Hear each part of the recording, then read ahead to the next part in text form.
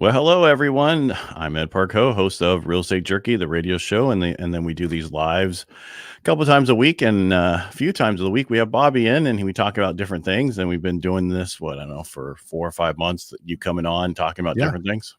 Yeah. Yeah. And how's it working for you? Are you enjoying it? Yeah. I love it. It's a good way to just kind of educate people and they go back and watch the videos and hopefully they're picking stuff up from us. Have you went back to the first ones and watched your first ones from then to today? Have you done that? I'm afraid to. I don't know. Well, the reason I bring it up is because every time you do these kind of things, you improve every time you do a show, right? Yeah. And I went back a year ago when I started my Inner Edison podcast, and I was listening to some stuff. I was like, I can't even listen to this. It's what a difference today. I actually had Steve D. Sims on originally, and the reason I keep throwing D in there, if you're going to search him, you have to put the D there. Otherwise, you'll get somebody else. Gotcha. And I reached out to him yesterday. Hey, I want to do another podcast with you because it's been over a year, night and day difference. I want to talk about things. And now that we have video. So today we're talking about ADUs, right? Accessory dwelling units is what we're going to talk about today. Basically today is a lot of people don't understand what a ADU is. And this is actually Bobby wanted to bring this on. So I'm going to let him explain a little bit, and I'll explain what I know about lending on them, what type you should do, which type you shouldn't do. But why don't you go ahead, and then from this, you'll be able to have an action plan if you want to do this, how to go forward and get it done. So, yeah. So an accessory dwelling unit or ADU is something that you might think of as when people call like guest house, a granny flat, in-law quarters. They weren't something that was terribly popular. There are some neighborhoods around here that had large enough lots, but the permit process was pretty lengthy, and it wasn't too easy to add them. As of last year, they've made it easier to add them, and not only that, they've also, as Ed can talk about later on, they've added funding options. There's also some grants you can apply for, and I really like it because there's a lot of times when people will buy this property and they want to get in the rental industry. That's a great way to kind of put your foot in it and see if you like it. Obviously, you have an ability to keep an eye on your tenants since they're sharing the same property. But another benefit that I have seen personally, I have one at my house. I didn't build it. It was there when I bought it, and I didn't really think too much about it. And I was like, oh, whatever, that's cool. You know, there was a renter that was there already. Once she moved out, my brother-in-law lived there for, I think, 3 years. And then my wife's grandma, she's lived there now for 5 years. You know, so it was a blessing in disguise. And there's a lot of seniors that get to a position where they can't live on their own, you know, and so then they start looking at care facilities. And as long as you have a family member that's willing to take care of them, sometimes, you know, selling the home they're in and using some of those proceeds to build an ADU like in the back of your lot is really a good option to save them a ton of money. yeah, and I totally agree because I've had some people I know who've done this, and the biggest problem was when it first came out a couple of years ago, when they passed that you could do this throughout California, but each county had to come up with their plan for it.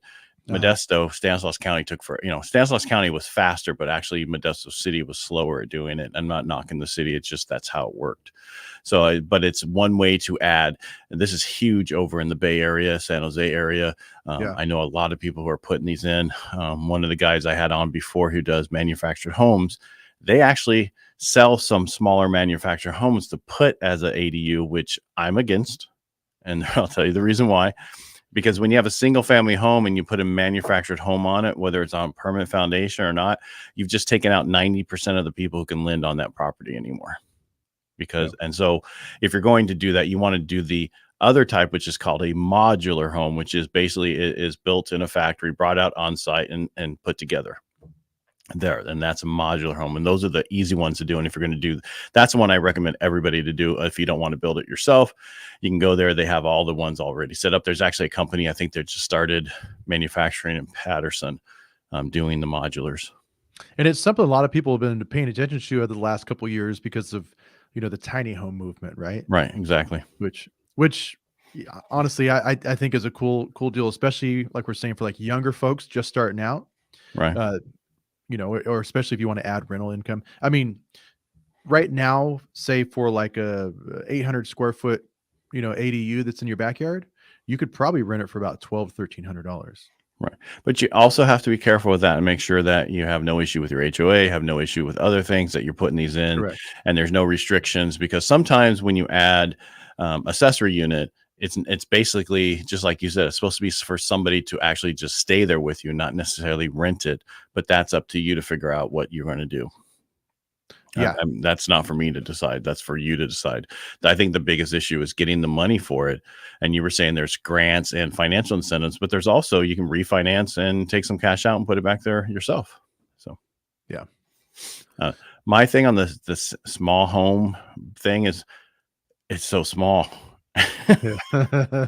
They're not 1,000 square feet. They're like 600 square feet, or, I mean, they're not huge. They're so small. I don't know how people can survive I could see it for a vacation, right? For a couple days or whatever. Because I was trying to talk my wife into allowing me to do that at our property up there on those 22 acres, just put a whole bunch of small homes, clean it up, make it like a campsite where people can come and she's like, I don't want to, I'm trying to get away from people. I'm like, but we just do it 3 months out of the year. Right. You don't do it in the winter because it's too hard to be, but you do it in the summer where people can come, and there's an actual ditch, which is really a stream on it. That's right there. That would be cool. I mean, there's just so much you could do with it. So back to in town though. These are something you should do. It would raise the value of your property. They're not called mother-in-law quarters anymore. I guess that's illegal term. It's faux pas. Yeah. Yeah.